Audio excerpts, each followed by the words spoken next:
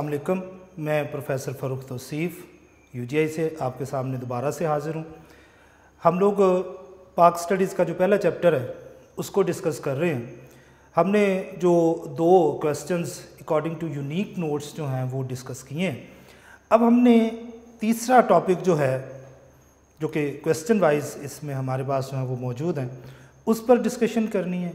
एक बात जो पिछले लेक्चर में मैं आपसे नहीं कर सका, इस लेक्चर में भी आपको बता दूं कि ये जो पिछला टॉपिक था और ये वाला जो क्वेश्चन है, according to board paper pattern ये बहुत ज़्यादा इम्पॉर्टेंट हैं और ये बहुत ज़्यादा रिपीट हुए हैं। तो आप लोगों ने कोशिश करनी है कि इसको इसी के अकॉर्डिंगली जो है वो आप लोग वर्थ दें, अहमियत दें, ताकि आपकी जो प्रिपरेशन है फॉर द बोर्ड एग्ज़ाम वो बेहतर हो सकती हो। हमारा मकसद अच्छे मार्क्स सिक्योर करने के साथ साथ आपकी मालूमात में इजाफ़ा करना भी है। मार्क्स रट्टाक्रेसी से, रट्टा लगाने से अच्छे आ जाते हैं, लेकिन ज़िंदगी में कामयाब लोग वो होते हैं जो चीज़ों को समझते हैं। तो आप समझ के ये टॉपिक्स जो हैं इनको देखने की कोशिश करेंगे तो इन डैट केस आपकी मालूमात में, इल्म में काफ़ी इजाफा होगा। पिछले टॉपिक में हम लोगों ने नज़रिया पाकिस्तान फरमुदात कायद की रोशनी में देखा था। ये वाला जो टॉपिक है इसमें हम लोगों ने वो फैक्टर्स देखने हैं that led for the demand of Pakistan, वो मुहर्रकात जिन्होंने हमें मुतालबा पाकिस्तान पर मजबूर किया है। अच्छा, आपको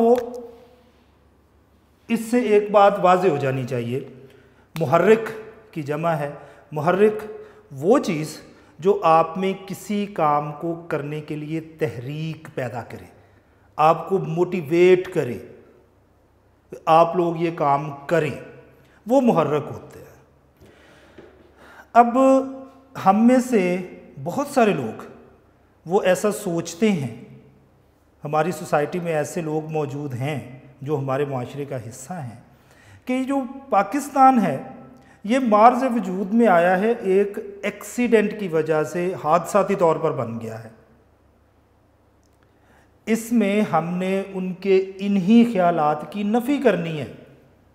इसमें हमने यही बताना है कि जो आप सोच रखते हैं पाकिस्तान की क्रिएशन के बारे में, पाकिस्तान के बनने के बारे में, वो सोच गलत है। ये हादसाती तौर पर बनने वाली ममलकत, रियासत, स्टेट, कंट्री नहीं है। अब आप कैसे सोच सकते हैं कि ऐसा नहीं है, और कैसे आप उनको ये बता सकते हैं कि जनाब आप लोग अगर जो काम कर रहे हैं, जो सोच है वो थोड़ी सी फ़र्क होना बहुत ज़्यादा ज़रूरी है। पाकिस्तान की डिमांड के पीछे हमें बहुत सारे मुहर्रकात, बहुत सारे फैक्टर्स जो हैं वो मिलते हैं। इन्हीं को हम लोगों ने डिस्कस भी करना है। अब ये जो मुहर्रकात होते हैं, जो आपकी मोटिवेशन का ज़रिया बनते हैं, जो आप में एक तहरीक पैदा करते हैं कोई काम करने के लिए, ये ज़रूरी हैं। इनके बग़ैर ज़िंदगी नहीं चलती। तहरीक हर सूरत में, हर काम करने के लिए आपकी ज़िंदगी में ज़रूरी है और होती है। हमें सिर्फ पता नहीं है कि वो तहरीक है क्या, वो मुहर्रिक है क्या, वो फैक्टर क्या है जिसने वो तहरीक हमें पैदा की है। अब हादसाती तौर पर नहीं बना, एक तहरीक की सूरत में ये बना। अब वो तहरीक किन मुहर्रिकात ने, किन फैक्टर्स ने हमारे सामने रखी, इनका हम लोगों ने ज़िक्र करना है। सबसे पहले तो आप लोगों ने इंट्रोडक्शन पर जिक्र करना है, तारुफ करेंगे इसका। अब पहले भी हम लोग बात कर चुके हुए हैं कि 14 अगस्त 1947, 14 अगस्त 1947 पाकिस्तान दुनिया के नक्शे पर उभरा, इमर्ज हुआ on the map of this world. अब पहले भी बात हो चुकी, ये वाहिद कंट्री नहीं थी जो इस सदी में बनी है, बहुत सारी कंट्रीज़ इसके अलावा भी बनी। डिफरेंस हमने बड़ी डिटेल में लास्ट टॉपिक में, लास्ट लेक्चर में आपके साथ डिस्कस किया हुआ है, क्या क्या फ़र्क थे हम में और उनमें, और ये बेसिक डिफरेंस थे, और ये एक huge hell of a difference होता है। नज़रिए का और दूसरी बाकी प्रॉब्लम्स का, दूसरे बाकी इश्यूज़ का। इसी को हम लोग ने जो है वो आगे मज़ीद करना है। अब जो हमारा नज़रिया पाकिस्तान था ना, उसकी बुनियाद तो नज़रिया इस्लाम थी। हम इस्लामिक वैल्यूज़ के अकॉर्डिंगली ज़िंदगी गुजारना चाहते हैं तो हमें पाकिस्तान चाहिए।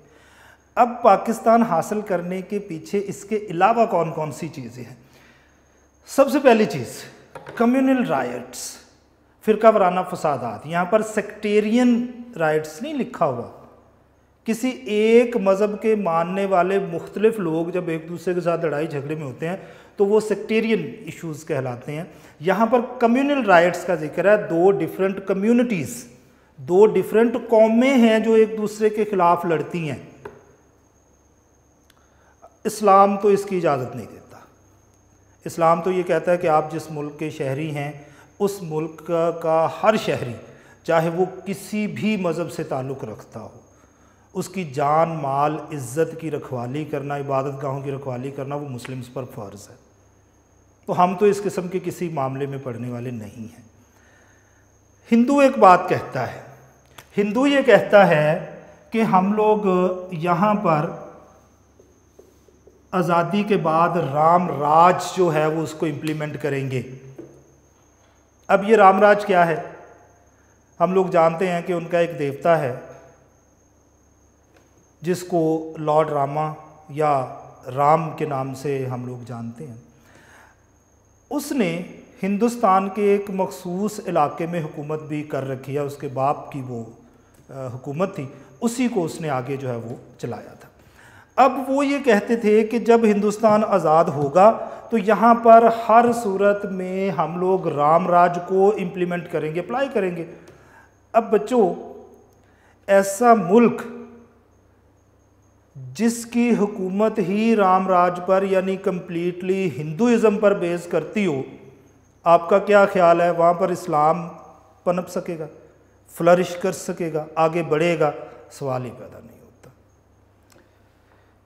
शुद्धि तहरीक, संगठन तहरीक, आर्या समाज तहरीक, ये वो मूवमेंट्स हैं जिनको अगेंस्ट द मुस्लिम्स, मुसलमानों के ख़िलाफ़ हिंदूज़ ने बनाया और इनको चलाया, और इन्होंने बहुत सारे मुसलमानों का कत्ल किया।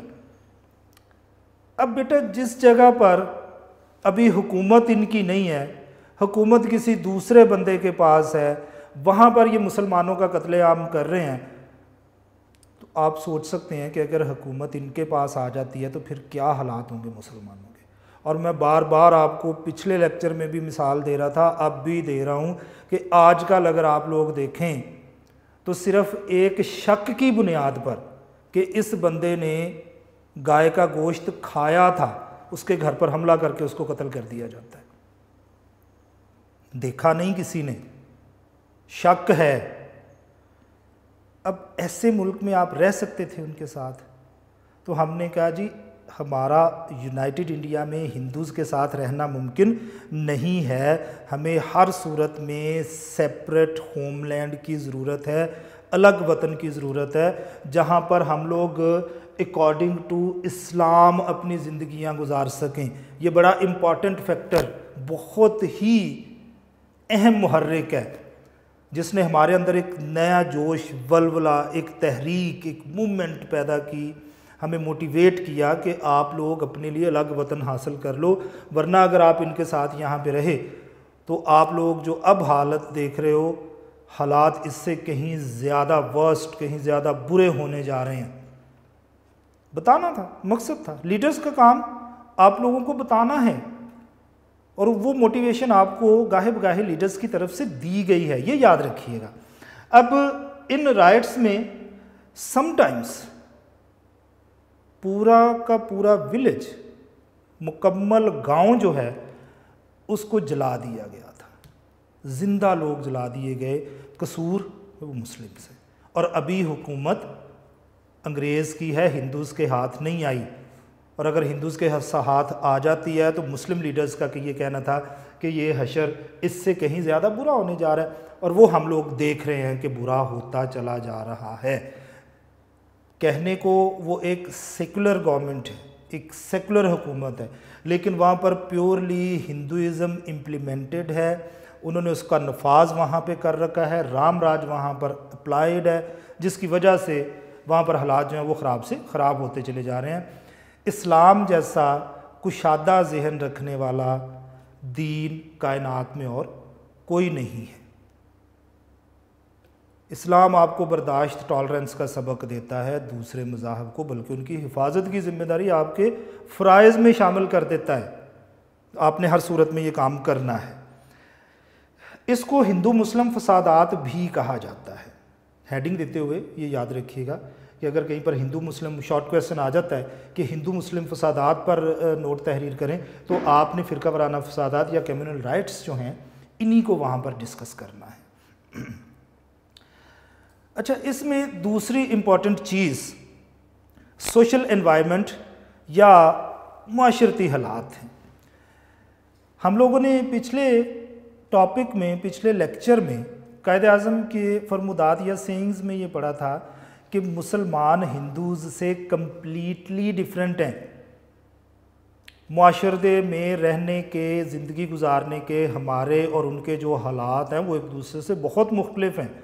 और जब हमारे हालात ही एक दूसरे से मुख्तलिफ हैं तो फिर हम इकट्ठे कैसे रह सकते हैं।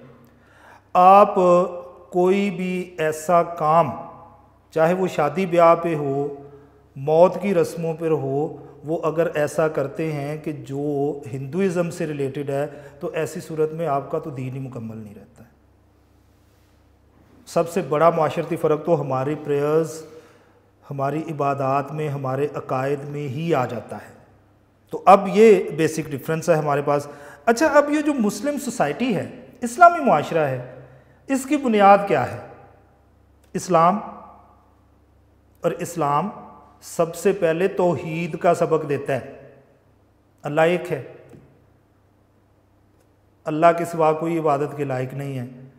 हिंदू सोसाइटी एग्जैक्टली इसके अपोजिट जो है वो एक्ट करती है, काम करती है। अब उनका अकीदा क्या है, उनकी बिलीफ क्या है?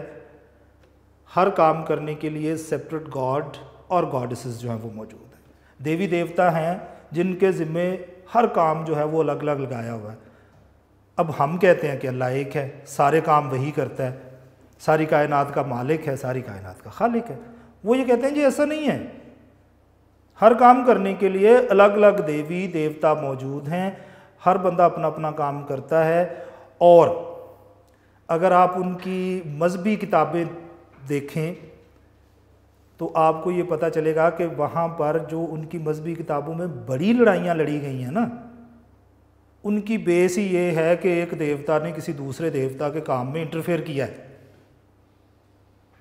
अब बेटा, अगर गॉड्स एक दूसरे के ख़िलाफ़ लड़ाई में मशगूल रहेंगे तो ये कायनात का सिस्टम सिस्टमेटिकली स्मूथली कैसे चलता है? खराबियाँ पैदा होनी चाहिए कि नहीं होनी चाहिए? डेफिनेटली होनी चाहिए। जब तक सिस्टम किसी एक हस्ती के हाथ में होता है वो स्मूथली सिस्टमेटिकली चल रहा होता है, लेकिन जब उसी सिस्टम को चलाने के लिए दो डिफरेंट लोग आ जाते हैं तो मामला ख़राब होना शुरू हो जाते हैं। यही हम और उनमें बेसिक डिफरेंस है। हमारी कल्चरल या सकाफती कदरें, वैल्यूज़ एक दूसरे से इंटायरली डिफरेंट है। हमारे तो मुर्दों को दफनाने का स्टाइल ही अलग है। अब वो लोग ये कहते हैं कि जला दिया, बात ख़त्म हो गई। हम लोग ये कहते हैं कि ऐसा नहीं है, कब्रों में से मुर्दे उठाए जाएंगे, ज़िंदा किए जाएंगे। वहाँ पर ऐसा कोई कॉन्सेप्ट नहीं है। वो कहते हैं जी जला दिया, बात ख़त्म हुई। इससे ज़्यादा कोई कॉन्सेप्ट वहाँ पर जो है वो बड़ा है ही नहीं। अब हम ये कहते हैं कि हमें पॉलिटिकल लिबर्टी चाहिए, सियासी आज़ादी चाहिए वहाँ पर रहते हुए। तो क्या हिंदुस्तान में आज जो मुसलमान मौजूद हैं उनके पास सियासी आज़ादी, पॉलिटिकल लिबर्टी मौजूद है? आज़ादी के साथ वो अपने सियासी मामलात को हल कर सकते हैं? नहीं। तो हमने कहा जब हमारे साथ ऐसा है तो हम किसी सूरत आपके साथ रहना पसंद नहीं करेंगे। Then the other thing, Muslim language and culture, मुस्लिम ज़बान और सकाफ़त। आपको पता है कि किसी भी सकाफत का जो बेसिक टूल है वो ज़ुबान होती है, लैंग्वेज होती है। अब लैंग्वेज को आप बेसिक टूल कैसे कह सकते हैं? आप अपनी सकाफत, अपने कल्चर को प्रमोट करना चाहते हैं, साइंस से करेंगे, सिग्नल्स से करेंगे, इशारों की मदद से करेंगे। आप अपने कल्चर का कोई भी काम करना चाहते हैं, आप अपने कल्चर की किसी भी फील्ड को आगे प्रमोट करना चाहते हैं तो क्या सिग्नल्स एंड साइंस आपके काम आएंगे? नहीं, उसके लिए आपको ज़ुबान का सहारा लेना पड़ता है। लैंग्वेज, ज़ुबान वो चीज़ है जो आपकी मदद करती है और सबसे पहला टूल है आपकी सकाफत का, आपके कल्चर का। अब बेटा, उर्दू मुस्लिम्स की तरफ से सब कॉन्टिनेंट में आके बनाई गई, आप इसे इजाद किया जाना कहते हैं, बनाई गई है। अब ये जो उर्दू ज़ुबान है, इसके साथ हमारा एक मजहबी और हमारा एक सकाफ़ती ताल्लुक़ है, हम मोहब्बत करते हैं इससे। उसकी वजह यह है कि हमारी ईजाद है, हमारी तरफ से बनाई गई है। और दूसरी वजह यह है कि शुस्ता ज़ुबान है, बड़ी प्यारी और मीठी ज़ुबान है। इसमें बात करते हुए बंदे को एहसास होता है इज़्ज़त का, अपनाइयत का। अब यहाँ पर मैंने एक डेट लिखी है, उसके साथ एक शहर का जिक्र किया हुआ है। डेट है 1867 और शहर या सिटी है बनारस। ये वो शहर है और ये वो साल है जिस साल में इस शहर से हिंदू उर्दू तनाज़ा जो है वो शुरू किया गया बाय द हिंदूज़ ने ये कहा कि हम लोग चूँकि अक्सरियत में हैं तो जो हमारी ज़ुबान है हिंदी, उर्दू को उसके साथ रिप्लेस किया जाए। उर्दू चूँकि उस वक़्त दफ्तरी ज़ुबान थी, सरकारी ज़ुबान थी, तो उन्होंने कहा जी सरकारी ज़ुबान के तौर पर उर्दू को कम्प्लीटली ख़त्म किया जाए और जो यहाँ की मेजॉरिटी है, अक्सरियत है हिंदू, उनकी ज़ुबान हिंदी को जो है वो यहाँ पर इम्प्लीमेंट किया जाए। अब बेटा, इसमें वो कामयाब नहीं हुए, सक्सीड वो लोग नहीं हुए, नाकाम ये तहरीक हो गई। और इस तहरीक को नाकाम करने वालों में सबसे बड़ा नाम जो है वो सर सैयद अहमद ख़ान का है।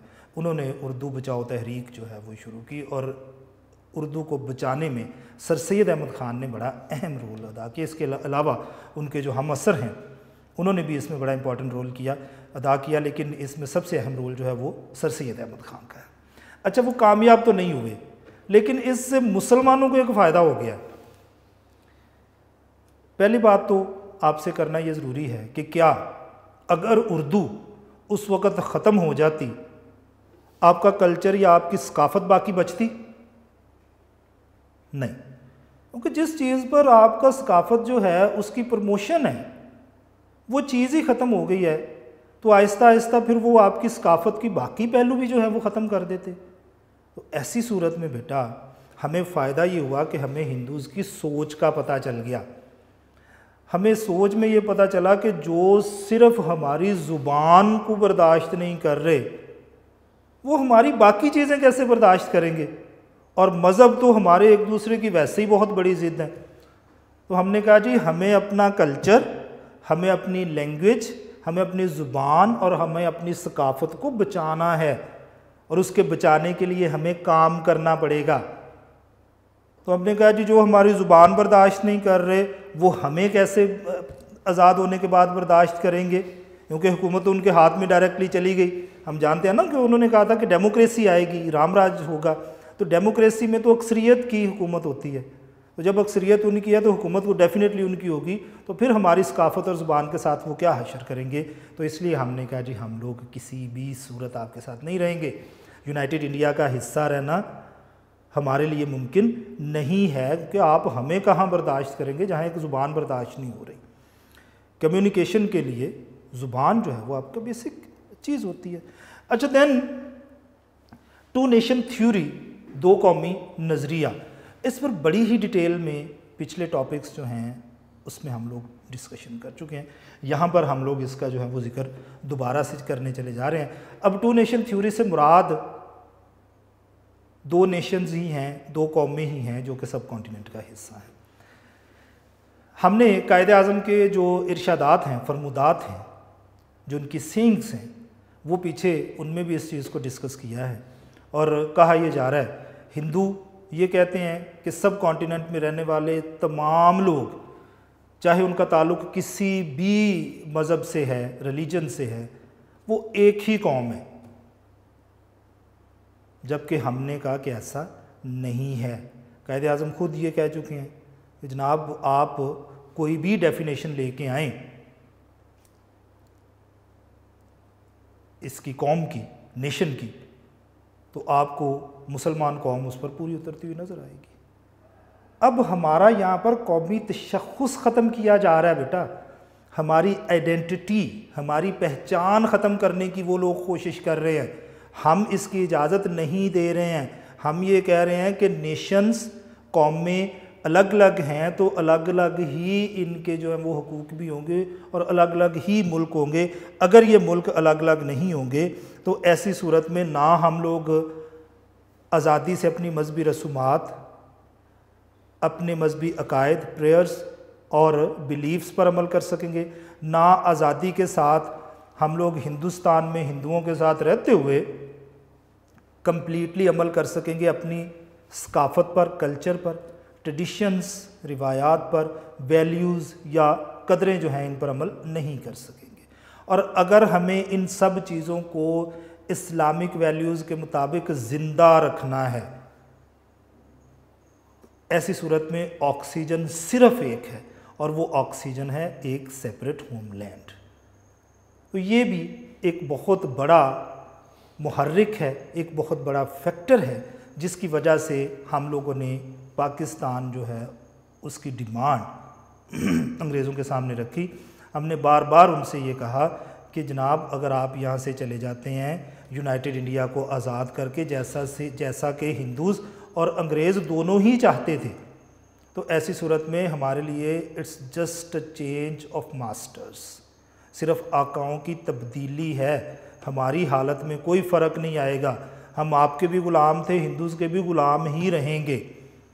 तो हमें हर सूरत में अलग कौम जो है वो तस्लीम भी किया जाए और उसके साथ साथ अलग कौम के हकूक़ हमारे जो हैं वो हमें डिलीवर भी किए जाने चाहिए। इम्पॉर्टेंट चीज़ ये है। देन कांग्रेस मिनिस्ट्रीज़, हम लोग आगे जाके पढ़ेंगे इलेक्शंस 1935-36, 1935-36 के इलेक्शंस। इन इलेक्शंस में कांग्रेस जो है वो अंग्रेज़ों की मिली भगत, कुछ हमारे लोकल मुस्लिम जो पार्टीज़ थीं जो कि एंटी पाकिस्तान थीं, जो पाकिस्तान के ख़िलाफ़ थीं, उनकी मदद से वो काफ़ी सारे सूबों में इलेक्शन जीत भी गई और वहाँ पर उसने जो है वो अपनी हुकूमतें भी कायम की, मिनिस्ट्रीज़ भी कायम की। अच्छा, अब ये दिलचस्प सूरत हाल पैदा हो गई है। दिलचस्प कैसे है?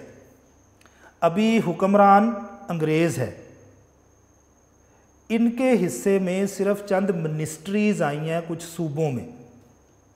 अभी हुकूमत हिंदूज़ की नहीं है, आज़ादी नहीं मिली है। तो ऐसी सूरत में बेटा इन्होंने हमारे लिए इतने मुश्किल हालात पैदा कर दिए कि मुस्लिम्स का जीना जो है वो दूभर हो गया इन एरियाज़ में जहाँ पर इनकी हुकूमत थी। अब इसमें सबसे बुरा काम जो कि हमारी तालीम पर इनकी तरफ से एक ज़रब लगाई गई वो ये था कि इन्होंने जो असम्बली ग्राउंड्स हैं स्कूल्स कॉलेजेस की, वहाँ पर गांधी का एक स्टैचू, उसका एक पुतला ला के खड़ा कर दिया और कहा यह गया कि इसके सामने आपने हाथ बांध के दुआया कलमात जो हैं वो कहने हैं। ये असम्बली में कंपल्शन दे दी गई। अब बीइंग अ मुस्लिम अगर आप ऐसा करते हैं तो आप शिरक करते हैं। शिरक की तो माफ़ी नहीं है, तौबा ही नहीं है। तो ऐसी सूरत में बहुत सारे जो मुस्लिम्स हैं उन्होंने अपने बच्चों को एजुकेशनल इंस्टीट्यूशन से, तालीमी इदारों से हटा लिया। ये एक ख़राबी। दूसरी ख़राबी है कि इम्पोज़ किए गए बहुत सारे ऐसे टैक्सेस जो सिर्फ मुस्लिम बिजनेसमैन्स के लिए थे, हिंदूज़ पर वो इम्प्लीमेंट ही नहीं होते थे। अब एक बंदा टैक्स दे के कोई चीज़ आपके लिए प्रोड्यूस करेगा तो वो डेफिनेटली उसको महंगी पड़ेगी। दूसरा बंदा विदाउट टैक्स पेइंग वही चीज़ प्रोड्यूस कर रहा है तो वो सस्ती पड़ेगी। तो जिसको सस्ती कास्ट कर रही है वो मार्केट में सस्ती बेचेगा भी, तो आपका बिजनेस तो वहाँ पे नहीं चलेगा। जायदादें मुसलमानों के हाथों से छीनी गई मुख्तलिफ हीले बहानों के साथ। अब ये वो मज़ालिम हैं जो कांग्रेस मिनिस्ट्रीज़ में जो हैं वो मुसलमानों पर किए गए। अब यहाँ पर वो सिर्फ मेजॉरिटी में हैं, हुक्मरान नहीं हैं, तो उसके बावजूद उन्होंने हालात हमारे लिए ख़राब कर दिए। तो हमने कहा कि हम किसी भी सूरत में आपके साथ नहीं रहेंगे। अभी तो सिर्फ आपके हाथ में चंद सूबों की मिनिस्ट्रीज़ आई हैं तो आपने हमारा ये हशर किया है, तो अगर पूरे का पूरा हिंदुस्तान आपको दे दिया गया तो फिर आप हमारे साथ क्या करेंगे। इसलिए हम चाहते हैं अलग मुल्क। इस्टेब्लिशमेंट ऑफ इस्लामिक सिस्टम, इस्लामी निज़ाम का निफाज। पिछले लेक्चर में भी हमने इस पर बड़ी डिटेल में बात की कायद-ए-आज़म के इरशादात की रोशनी में कि हम लोग पाकिस्तान क्यों हासिल करना चाहते हैं। हमने बार बार इसका ज़िक्र किया है कि Islam is a complete code of life. इस्लाम एक मुकम्मल ज़ाब्ता हयात है। Islam is our guide. इस्लाम हमारा रहनुमा है। We get guidance from Islam. हम इस्लाम से रहनुमाई हासिल करते हैं। अगर हिंदू मुआशरे में मुस्लिम रहता हो तो क्या वो ये तमाम चीज़ें कर सकता है। अब रहनुमाई हासिल करने का मतलब तो ये है ना बेटा कि आप अपनी ज़िंदगी मुकम्मल इस्लाम के असूलों के मुताबिक गुजारेंगे। हिंदुस्तान आपको इसकी इजाज़त नहीं देता। हिंदुस्तान आपकी मजहबी रसूमात, आपके अकायद, बिलीफ्स एंड प्रेयर्स जो हैं वो आपको करने की इजाज़त नहीं देता। गाय की कुर्बानी तक की वहाँ पर इजाज़त नहीं है, क्योंकि वो वहाँ पर जो है एक मुकद्दस जानवर कंसिडर होता है। हमारे लिए वो एक सोर्स है, गोश्त का, मीट का एक सोर्स है। हम लोग उसको इस्तेमाल करते हैं। बीइंग अ मुस्लिम अल्लाह की नेमत है, हम उस पर जो है वो इक्तफ़ा करते हैं, लेकिन वहाँ पर ये मामला जो है वो काफ़ी ख़राब है। अब इस्लामिक आइडियोलॉजी, इस्लामी नज़रिया वो पाकिस्तान की बुनियाद है। अब हम ये कहते हैं कि जनाब एक तजर्बागाह, एक लेबॉर्ट्री हमें ऐसी दे दें जहाँ पर हम लोग इस्लामिक सिस्टम को इम्प्लीमेंट करके, अप्लाई करके, नाफिज करके हम लोग लोगों को बता सकें कि हम जिस मुल्क के लिए एफ़र्ट्स कर रहे थे और उन कोशिशों की, उन एफ़र्ट्स की वजह ये हम बताते थे कि हम अकॉर्डिंग टू इस्लाम ज़िंदगियाँ गुजारना चाहते हैं, तो उसका आउटकम या नताइज जो हैं हम लोग प्रैक्टिकली आपको बता सकें। तो हम ये चाहते हैं कि आज़ादी के साथ सांस ले सकें, एक आज़ाद मुल्क में अपनी ज़िंदगियां इस्लाम के असूलों के मुताबिक अकॉर्डिंग टू इस्लामिक वैल्यूज़ गुजार सकें। हमें एक अलग वतन जो है वो दरकार है। अच्छा, हम लोगों ने मुहर्रकात या फैक्टर्स का ज़िक्र किया है जिन्होंने हमें पाकिस्तान की डिमांड के लिए जो है वो फोर्स किया, मोटिवेट किया, जिन्होंने हमारे अंदर तहरीक जो है वो पैदा की है। अब ये वो सारी की सारी जो है वो चीज़ें आपके सामने मौजूद हैं। डिटेल में हम लोगों ने इन पर बात की है। अब हम लोग जो हैं वो नेक्स्ट टॉपिक के साथ अगले लेक्चर में जो है वो आपके पास हाज़िर होंगे। अल्लाह हाफ़िज़।